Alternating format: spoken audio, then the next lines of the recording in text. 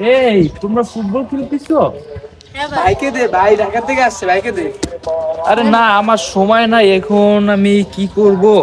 না ভাই, একটু একটু খেলেন ভাই, একটু খেলেন। আচ্ছা, আমি এই কিছুদিন আগে ইউরো শেষ করে আসছি, ওই রোনালদোর সাথে খেলছি, তারপর আরো আছে অনেক প্লেয়ার, এদের সাথে খেলছি, তো এখন আমার মনে করো খেলার ইচ্ছা নাই তোমাদের সাথে। ও তো আমি তোমাদের কিছু ট্রিক শিখাই। হ্যাঁ ভাই, শিখান শিখান ভাই, শিখান। ট্রিক্সটা এখানে তুমি একটু দূরে যাও, দূরে যাও, তোমাদের এখানে ভালো কে খেলে? ভাই আমি মোটামুটি খেলি আচ্ছা ভাই। তুমি দেখো, খেয়াল করে দেখো আমি কি করি।